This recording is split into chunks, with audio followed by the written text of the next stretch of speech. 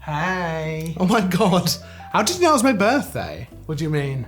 Well, the cake, how did you know it was my birthday? I didn't know it was your birthday. So then it's for Tutorial Tuesday. What? It's the 50th episode of Tutorial Tuesday, so I got a cake. Huh. Okay, what do you want me to do? I'll blow the candles out, I guess. It's not for you. What? I thought it was for Tutorial Tuesday. Yeah, but are you Tutorial Tuesday? Well, no, but I do Tutorial Tuesday. Yeah, but you're not actually Tutorial Tuesday, right? You're Gareth, right? Well, yeah, but I mean, Tutorial Tuesday is just a series. It's not a person. It's just a series. Just a series? It's literally my whole life. Right. So, shall I blow the candles out, or? Well, to be honest, I was trying to do a nice thing, and you've kind of ruined it. Look, I'm sorry. I didn't mean to say it was just a series. Obviously, I care about Tutorial Tuesday as well. Really? Yeah, it's important to me. Really? Yeah, I mean, it's probably my favourite series that we make. Okay. Well, listen, will you do the thing for me at least? Okay, yeah, no, I'll do the thing. Okay, well. And then you and me, we can share some cake. Okay. Although I think you've had enough cake already. Sorry, what was that? Nothing. Okay. I'm gonna pretend that last bit didn't happen and we'll just, okay, great, okay? It's Tutorial Tuesday! Welcome back to Tutorial Tuesday, where each and every Tuesday, apart from a couple recently, but don't worry about that, we bring a brand new, fresh photography tutorial. And this week, we're gonna be talking about sunset portraits. It is absolutely my favorite time of day to go and take portrait photos, whether we're using backlighting, front lighting, we're gonna talk about all of that. I love the soft lighting. I think it's incredibly flattering. I love the golden tones. I love the colors in the sky. I just love it so much. So let's go through 5 tips for how to make the most of your sunset portraits. We did landscapes a long while ago. I'll actually pop a link to that one down in the description so you can go check that out for yourself as well. However, let's talk about portraits. So tip number 1 is all about location and timing. And this is really, really important with sunset because of course, because of the nature of what you're doing, sunset photography, you've got a shorter window of time to actually go and take your photo.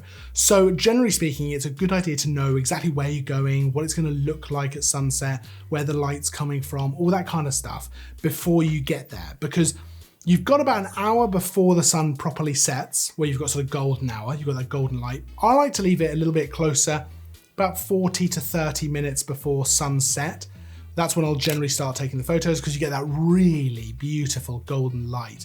And then you've got a little bit of time afterwards as well, especially if you've got a faster aperture lens, you've got a little bit of time after the sun's gone down to still capture a few photos. So that can be really good as well. You get that blue hour look, that can be really nice. But we're talking more about the time before and then during the actual sunset. And that's where location and timing come in. I've had problems, location-wise, where I've planned out a place, I think it's gonna look fantastic, and we go there, and I realize that because of a hill, the sun has already gone, that we can't see it. We're not gonna see sunset, and it's already gone, and there's no light here, and it's just a completely wasted shoot. And that has happened to me before, so it's important to know exactly what's gonna happen lighting-wise at any location you choose. It also works with how you want that light to fall on your subject. You know, whether you want an open area, like for example, I shoot at Beachy Head in Sussex a lot, where it's a beautiful location for sunset, but it's a very open location. So you're gonna get a lot of light, you're gonna get that full sunset effect. Whereas if you go to a forested or a covered area, you're gonna have a kind of dappled light on your subject. It's gonna come through the trees, and that can look beautiful, but it's a very different look to a very open area. So picking your location based on the surroundings, the light and things like that, and getting there ahead of time is really gonna help you out. And that actually brings us on really nicely to tip number 2, which is all about how you want that light to fall on your subject. Now I mentioned before, whether you have an open area where you've got the full effect of the sun, or whether you have a covered area, a forested area, where the light's gonna dapple through the trees. That's one way of thinking about this. But also, I think a lot of us default to this position that either there's the sunset, that needs to be the backdrop because that's why we're here, or there's the sunset, so I need to shoot this way to get the sunlight onto my subject and get those kind of golden tones and all that kind of thing. Whereas actually, there's loads of stuff you can do with a sunset. You know, you could go for something like backlighting, even silhouette. That can look so, so nice with a beautiful sunset. Side lighting can look fantastic. And then of course, front lighting as well. You get those soft shadows because The light is so soft. It's such a lovely, lovely light. It's very flattering as well. But you need to decide how you want it to fall on your subject, because different ways of shooting are going to give you very different kind of looks. And that leads us perfectly on to tip number 3, which is all about background and color. What do you want to have as the background to your shot? Do you want to use the sunset as the background? Because that can look fantastic, but then you need to think a little bit how you're going to light your subject. And if you want to use natural light, which of course is obviously fine, you need to think about how you're going to expose that shot so that you can retain the highlights, but you can also pull back a lot of detail in the foreground where you've realistically got a brighter sky behind. So you need to think about exposure in that kind of situation. Or if you're gonna use side lighting or even front lighting, what have you got that you can use as a good background? Something colorful, something that's gonna complement the golden tones. You know, a wheat field, for example, an expanse of wheat, that's gonna look amazing, but it's gonna be a very golden kind of photo. Whereas water, the sea, a lake, or trees or something like that is going to give a very different feel as a background. And you also need to think a little bit about what you want that background to look like. Do you want it to be blurred and be kind of a shallow depth of field, so there's a lot of separation between subject and background? Or do you want it to be that you actually are taking more of the scenery and the world around into account with the photo? So for example, I often shoot between f1.4 and f4 when it comes to sunset portraits.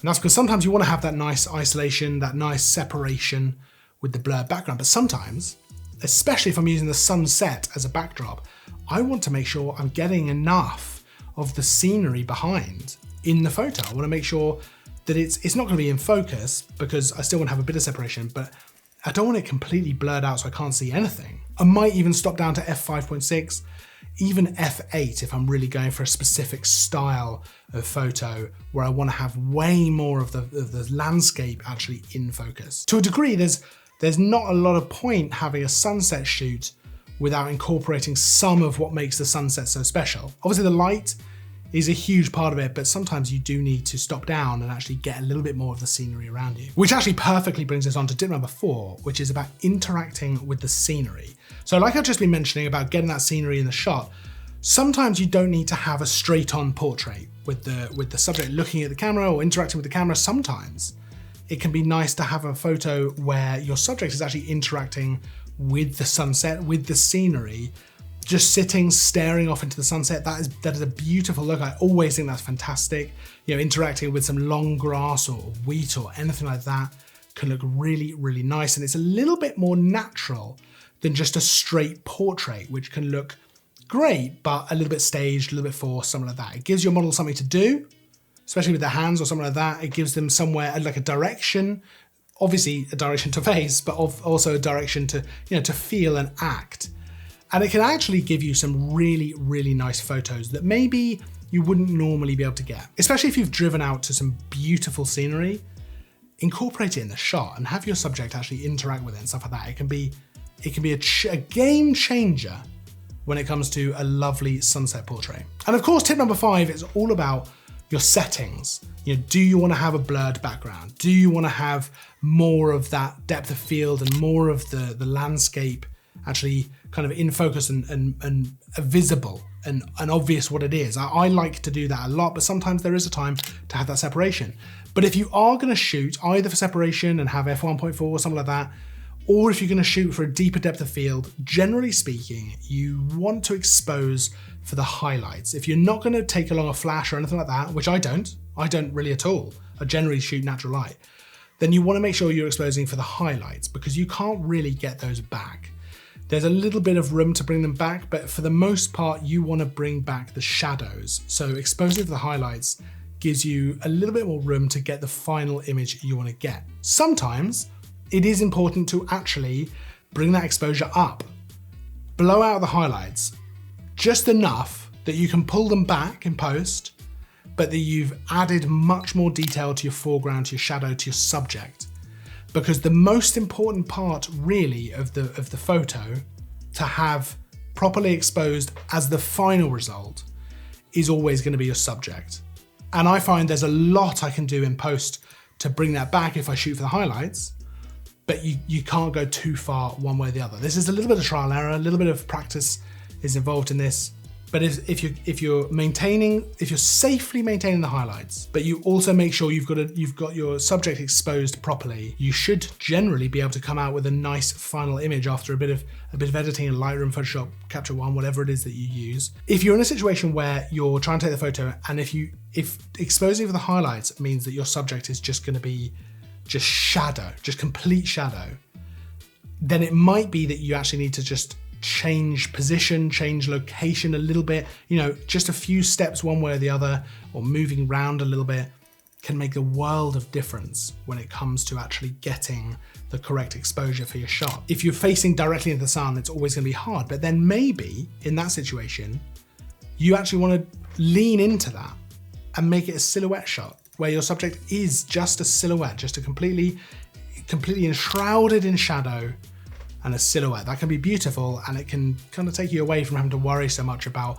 getting that to match up, especially if you don't have a flash, which can be pretty difficult.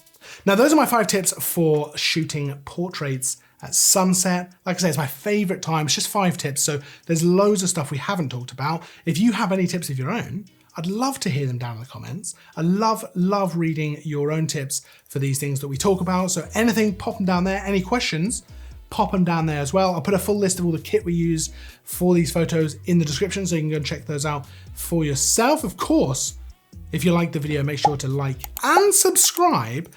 And thank you to anyone who has been watching these videos, everyone in fact, even if you just watched one.